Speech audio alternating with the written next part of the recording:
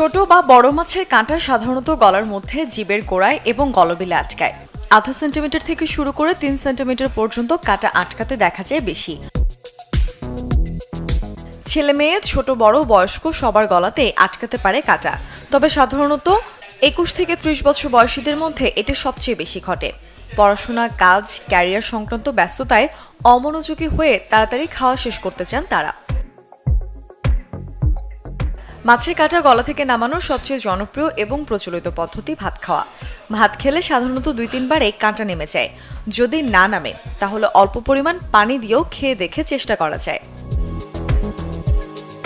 খেতে পারেন পাকা কলা, এটি বেশ পিচ্ছিল, পাওয়া এবং খাওয়া খুব সহজ, তাই গলার কাঁটা দূর করতে এটিও বেশ প্রচলিত।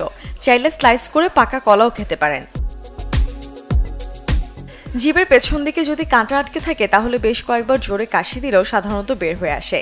কিছুটা আলগা হলে সহজে কাশির মাধ্যমে তা বের করে ফেলা যায়। অলিভ অয়েল অন্যান্য তেলের চেয়ে পিচ্ছিল হওয়ায় গলার ভেতরের অংশ আরও পিচ্ছিল বানিয়ে কাঁটা নেমে যেতে সাহায্য করে, তাই অল্প পরিমাণে অলিভ অয়েলও খেয়ে দেখতে পারেন।